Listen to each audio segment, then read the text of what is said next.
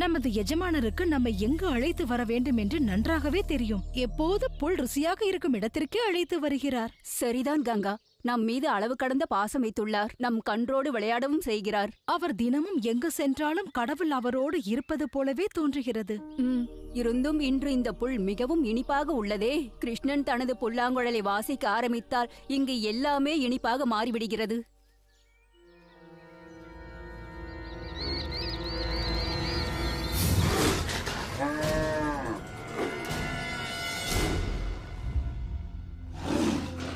ஒரு அரசனுக்கு உகந்த உணவை இன்று நான் உண்ணப் போகிறேன். வேட்டையாடத் தெரியாத மிருகம் மெதுவாக செல்லும் மாடை கூட பிடிக்க முடியவில்லை. உன்னால் முடிந்தவரை வேகமாக ஓடிக்கொண்டிருக்கங்க.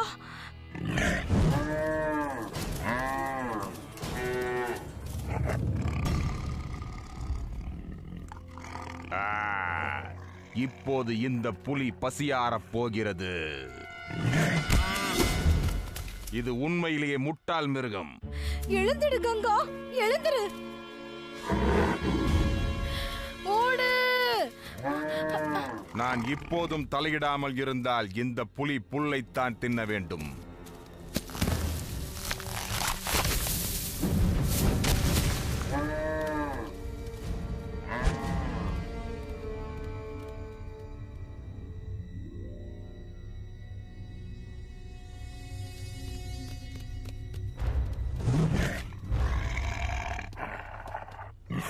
நீ உனது உணவை உண்பதை பார்க்க எனக்கு ஆசையாகத்தான் இருக்கிறது.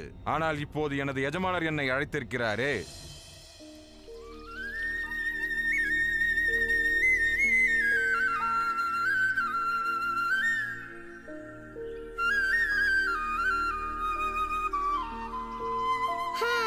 உன் புல்லாங்குழல் இசையை கேட்டால் ஆனந்தமாக இருக்கிறது. ஒரு பறவையை போல் பறக்க தோன்றுகிறது.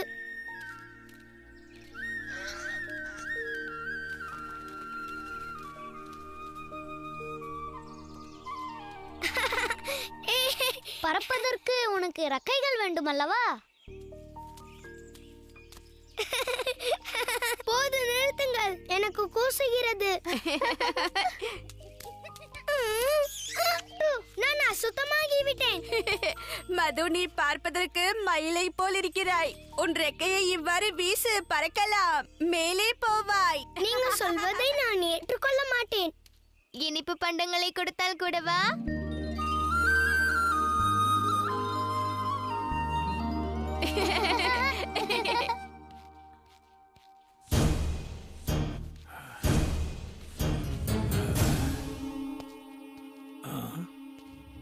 அவர்கள் எங்கே? பிரளம்பா என்ன ஆனான்? அவன் திரும்பி வந்திருக்க வேண்டுமே. கம்ச மகாராஜா, என்னை மன்னிக்க வேண்டும். அவனை பற்றி எந்த தகவலும் இல்லை. விளைவு தெரியாமல் நான் இங்கு தவித்துக் கொண்டிருக்கின்றேன். அங்கு நடந்த தகவல் எனக்கு வேண்டும். என்னுடைய யமன் இறந்து விட்டான் என்ற செய்தி வேண்டும். எனக்கு யமனாக பிறந்தவனை கொல்ல இந்த உலகத்தில் எவரும் இல்லையா என்ன? நான் மடியத்தான் வேண்டுமா? வத்சசுரா,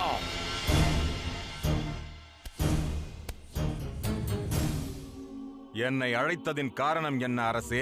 உனக்கு ஒரு முக்கியமான பணி வைத்திருக்கிறேன். அசரீரி வாக்கு பலித்து என்னை கொல்ல பிறந்தவன் என்னை கொல்லும் முன்பு நீ அவனை கொல்ல வேண்டும். தாங்கள் பயப்பட தேவையே இல்லை அரசே. ஒரு புல்லை கொய்து எறிவது போல் அந்த பிள்ளையின் உயிரை நான் கொய்து விடுகிறேன் அரசே. கவலை வேண்டாம்.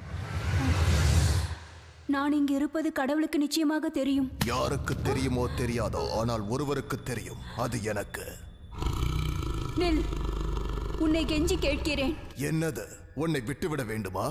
இவ்வளவு கடுமையாக ஓடித்திருந்த பின்பும் முடியாது. ஏனென்றால் எனக்கு பசிக்கிறது. உன்னை என்னை விட்டுவிடு என்று கேட்கவில்லை. சிறிது நேரம் அவகாசம் கொடுத்தால் நான் என் கிராமத்திற்கு திரும்பி என் கன்றுக்குட்டி தாராவிற்கு பால் கொடுத்து இறுதியாக ஒரு முறை விடைபெற்று வருவேன். உனது பயம் உன்னை பைத்தியமாக்கி விட்டது. நான் உன்னை விடுவித்து விட்டால் நீ திரும்பி வருவாய் என்று நம்ப முடியுமா? தயவு புரியுங்கள், இது பிருந்தாவனம். எனது எஜமானர் பெயர் கிருஷ்ணன். நான் பொய் வாக்கு அளிக்க மாட்டேன். சரியாக ஒரே நாளில் நான் திரும்புவேன். பிறகு நீ உன் இஷ்டம் போல் என்னை உண்ணலாம். உணவு என் கண் முன்னே இருக்கும்போது நான் எதற்காக ஒரு நாள் காத்திருக்க வேண்டும்?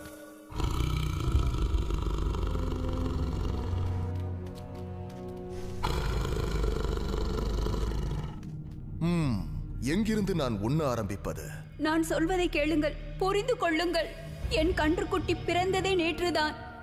அவளுக்கு போஷாக்கு அளிக்கக்கூடிய தாய்ப்பாலை அவளுக்கு அளிக்க வேண்டும். ஒரே ஒரு முறை என் கன்றுக்கு நான் பால் கொடுத்து விடுகிறேன். நிச்சயம் நான் திரும்பி வந்து என்னை உனக்கு அளித்து விடுவேன். உண்மையாகவா? இதை நான் என் மனதார நான் கூறுகிறேன். சரி, ஆகட்டும். போஷாக்கான பாலை அதற்கு அளித்துவிடு. பிறகு அதனிடம் விடை பெற்றுக் கொண்டு நாளை காலை இங்கு வர வேண்டும். அப்படி நீ வரவில்லை என்றால் நான் உன்னை மட்டுமல்ல, உன் கன்றையும் ஒன்று விடுவேன். மிக்க நன்றி.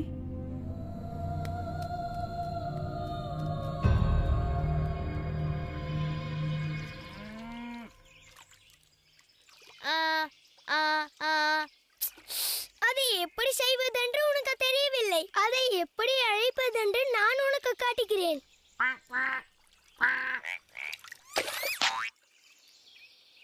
ஒரு தவளை இன்னொரு தவளையை அழைத்தது.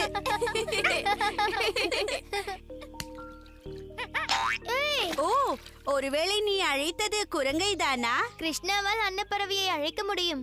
என்ன, நானா? அது முடியாது. இது நல்ல யோசனை இல்லை. நல்ல யோசனை தான். தயங்காதே கிருஷ்ணா, உன் குரல் தான் கல்லையே உருக்கி விடுமே. அன்னப்பறவை கண்டிப்பாக வரும். ஆமா கிருஷ்ணா, தயவு செய்து அவைகளை கூப்பிடு. அதுதான் உங்களுடைய விருப்பம் என்றால். அடடா, சுபலா மேலே பார்.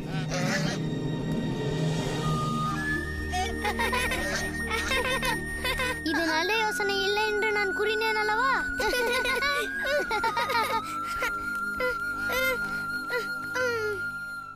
பறவைகளோடு விளையாடுவதற்கு பதிலாக உருப்படியாக ஏதாவது செய்யும் எண்ணம் உங்களுக்கு இருக்கிறதா?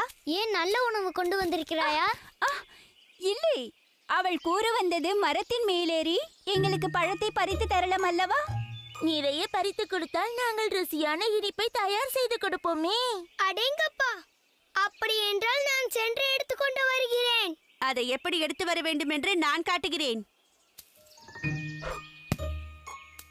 என்னால் அது முடியுமே.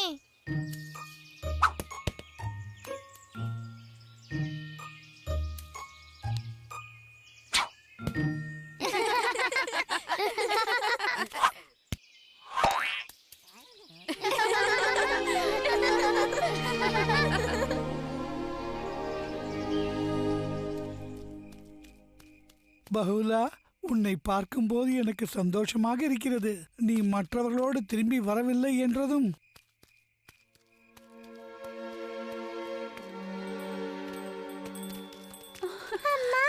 தாரா, என் செல்லமே, உங்களை நினைத்து நான் கவலைப்பட்டுக் கொண்டிருந்தேன். வீடு திரும்ப வேண்டும் என்று வேண்டிக் கொண்டிருந்தேன். வந்து விட்டீர்கள். நீ பாதுகாப்பாக இருப்பதை பார்க்க நிம்மதியாக இருக்கிறது. நீ அதனிடம் சிக்கிவிட்டாய் என்று நினைத்து விட்டேன். செல்லமே தாரா, நான் உன்னை பார்த்துக் கொள்கிறேன். எனக்குள் இருக்கிற அனைத்து பாசத்தையும் நான் உன்மேல் பொழிய போகிறேன். உன் ஆயுள் வரை அது இருக்கும். தினமும் கொஞ்சம் கொஞ்சமாக அதை அளிக்கலாமே அம்மா. ஆமாம், உனக்கு என்ன ஆயிற்று? நான் அந்த புலியிடம் மாட்டிக்கொண்டேன். அது உன்னை காயப்படுத்தியதா? இல்லை என் செல்லமே தாரா. நீங்கள் தான் பாதுகாப்பாக வந்து விட்டீர்களே, இன்னும் ஏன் கவலை? இது இன்று, ஆனால் நாளை என் கதி. என்ன சொல்கிறீர்கள் அம்மா? நான் அந்த புலியிடம் சத்தியம் செய்துள்ளேன். ஒரே ஒரு முறை உன்னை பார்க்கும் வாய்ப்பை எனக்கு அளித்தால், போஷாக்கான தாய்ப்பாலை உனக்கு அளிக்க அனுமதி அளித்தால், திரும்பவும் அதனுடைய குகைக்கு வந்து என்னை நான் கொடுப்பேன். நீங்கள் என்னை விட்டு செல்லக்கூடாது. நான் உங்களை போக விட மாட்டேன் அம்மா. எனக்கும் விருப்பமில்லை, ஆனால் சென்றாக வேண்டுமே.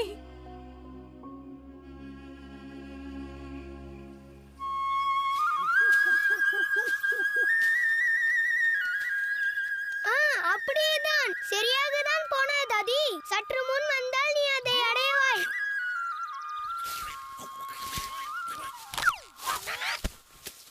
இன்னும் ஜாக்கிரதையாக இருக்க வேண்டும் ததி. பெண்கள் அனைவரும் வருவதற்கு முன்னால் பழத்தை பறிக்க வேண்டும். அப்படி இல்லை என்றால் அதன் சாற்றை அனுபவிக்க முடியாதே. கவலைப்படாதே மது, பழங்களை நான் பறித்து தருகிறேன். நீ செய்வாயா? தேவைப்படுவதை பறித்து தருகிறேன், ஆனால் ஒரு போட்டிக்கு பிறகு. போட்டியா?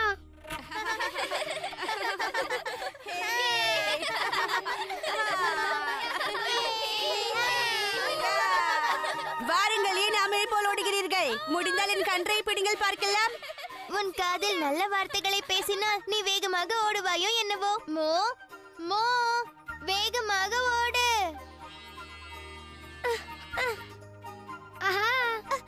ஆமாம், பார்க்க எவ்வளவு ருசியாக இருக்கிறது. இது யாருக்குமே கிடைக்காது. நீ வேகமாக ஓடிக்கொண்டே இரு, ஓடிக்கொண்டே இரு. நாம வெற்றி அடைய போகிறோம். நமக்கு கிடைக்க போகிற அந்த உணவு ருசியான உணவை நினைத்து, அது மட்டுமே நினைத்து என்னால் பொறுக்க முடியவில்லையே. இப்பொழுதே உண்ண வேண்டும்.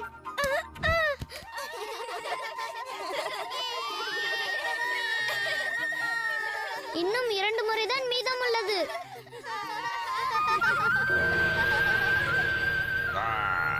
அந்த நீலமேக வண்ணனா?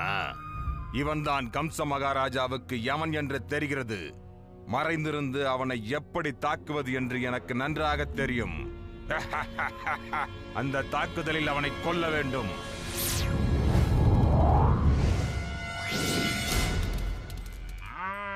இந்த பாலை குடித்ததே உனக்கு அதிகப்படியான போஷாக்கை அளித்துவிடும் தாரா. சரி, நான் புறப்பட வேண்டும். அம்மா,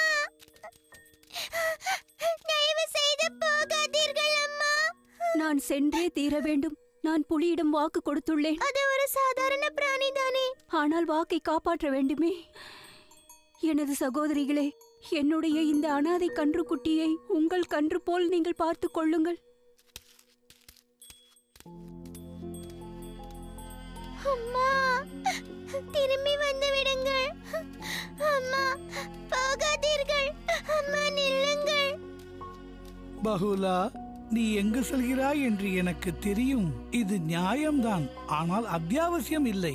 நீ ஒரு இளம் பசு. உன் கன்றுக்கு நீ அவசியம் தேவை. ஆனால் நானோ ஒரு வயதானவன். வெகுநாள் இப்பூமியில் வாழப்போவதில்லை.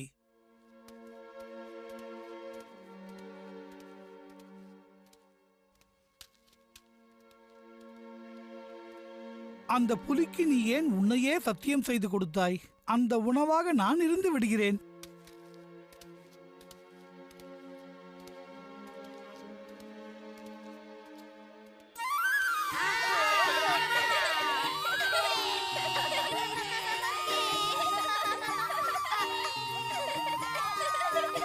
சீக்கிரம் வெற்றி பெற்றவர்களுக்கு ருசியான பழச்சாறு கொடுப்பேன்.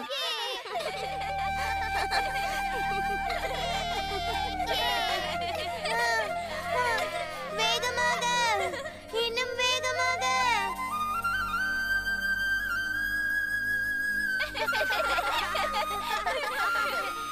நான் தான் ஜெயித்தேன். நான் தான் முதலிடம். இல்லை, நான் தான் வெற்றி பெற்றேன். என் கன்றுதான் முதலில் வந்தது. அதற்குள்ளேவா? மூவரில் யாருமே இறுதிக்கோட்டை தாண்டவில்லை. இந்த கன்றுதான் இறுதிக்கோட்டை முதலில் தாண்டியது.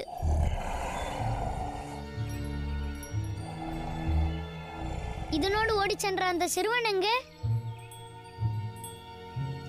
யாருக்குமே இவனை பிடிக்கவில்லை என்றால் இவன் என்னோடவன். இந்த கன்றுக்கு என்னை சவாரி செய்ய வேண்டும் என்று தோன்றுகிறதோ என்னவோ.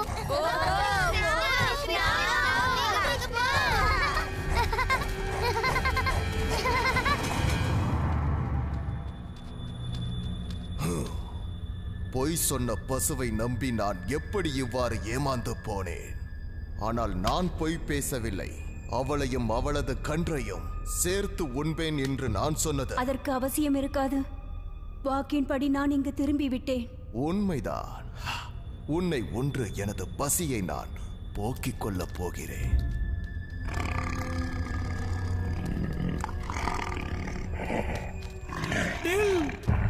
என்னை ஏற்றுக்கொள். இந்த மாடு உனக்கு ஒருவேளை உணவுதானே. ஆனால் நீ என்னை உன்றால் நான் மறுபடியும் உன்னை வேட்டையாட முடியாது. வேண்டாம், அவர் பேச்சை கேட்காதே. இவன் பேச்சில் உண்மை உள்ளது. கிராமவாசிகளை என்னிடமிருந்து பல முறை காப்பாற்றி இருக்கிறான். ஆமா, நான் அவனையே உண்கிறேன். தாரா, வேண்டாம், இங்கிருந்து சென்று விடு. ஆனால் நீங்கள் இல்லாமல் நான் வாழ தயாராக இல்லை அம்மா. ஆஹா, உணவு கூடிக்கொண்டே இருக்கிறது. வேண்டாம் வேண்டாம், என்னை உண்டுகொள். தெளிவாக யோசிப்புலியே, என்னை உண்டு விடு. அளவில் அதிகம் என்றால் அது பசுதான்.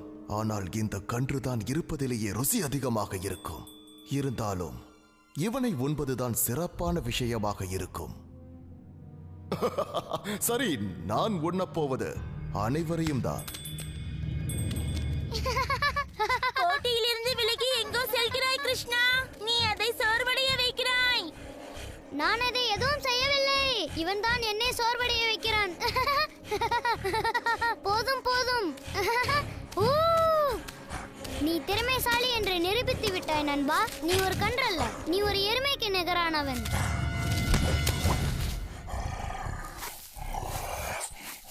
சீக்கிரம் கிருஷ்ணா, வா. இவன் ஒரு அரக்கன். என்னை பற்றி கவலைப்படாத சுபலா. ஆனால் மற்றவர்களோடு நீயும் ஓடிவிடு. சீக்கிரம்.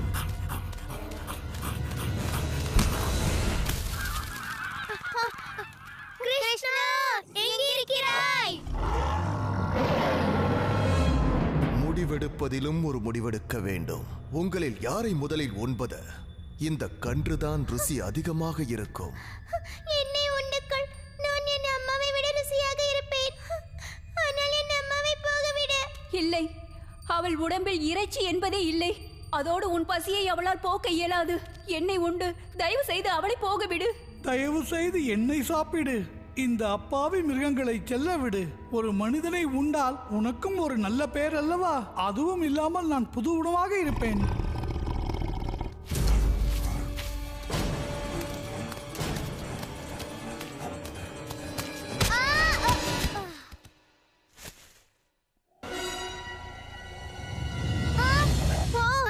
அந்த கன்று ஒரு அரக்கன்.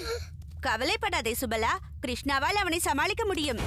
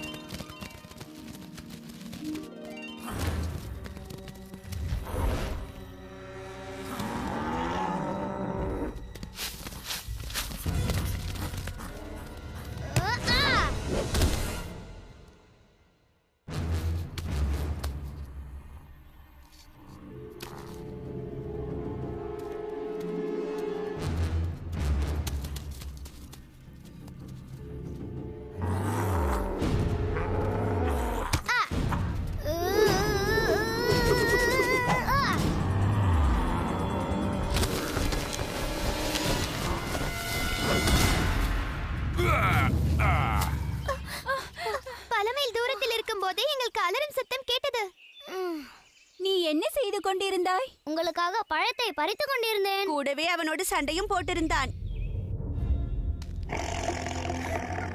வேண்டாம்.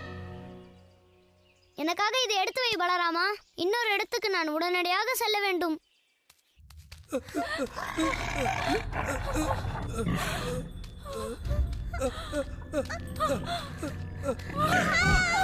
நீ தவறான முடிவை எடுத்து விட்டாய். கிருஷ்ணா, நான் ஏன் இந்த பசுவை உண்ணக்கூடாது? தன் கன்றை ஒருமுறை பார்க்க விட்டால் உயிரை எனக்கு அர்ப்பணிப்பேன் என்றது. அது கொடுத்த வாக்கை காப்பாற்றியதல்லவா? அதற்கு பரிசளிக்க வேண்டாமா நண்பனே? அப்படி என்றால் கன்றை உண்கிறேன். ஆனால் தாராவோ தன் தாய்க்கு பதிலாக தன்னை அழித்து சுயநலமில்லாமல் செயல்பட்டிருக்கிறது. அதையும் நீ கௌரவித்தாக வேண்டுமே.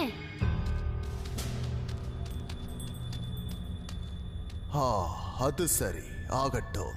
அப்படி என்றால் இருவரையும் நான் சாப்பிடவில்லை. புலிகள் நியாயமான மிருகம் என்று கேள்விப்பட்டேனே. நீ ஒரு முதியவரை எப்படி உண்பாய்? போரிட கூட சக்தி இல்லாத ஒருவரை நீ எப்படி உண்ண முடியும்? சொல்.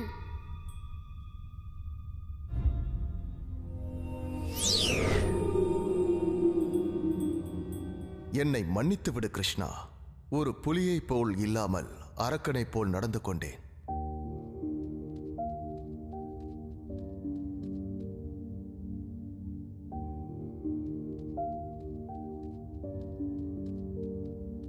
ஓ கிருஷ்ணா, உனக்கு நான் எப்படி நன்றி தெரிவிப்பது? நீ என் கன்று தாராவை காப்பாற்றி விட்டாய். அதையும் உன்னை போல் பெரிய பசுவாக மாற்றுவேன்.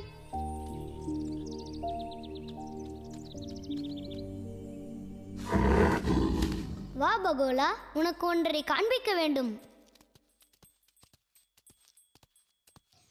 வாக்குறுதியை காப்பாற்றி நீ சுயநலமில்லாமல் நடந்து கொண்டதினால் இந்த காடு என்றென்றும் பகுலா காடு என்று அழைக்கப்படும். ஏய், போதும் போதும், உங்கள் நாக்கு என் உடலை கூசுகிறது. வேண்டுமென்றால் நீங்கள் இருவரும் இதை உண்ணுங்கள்.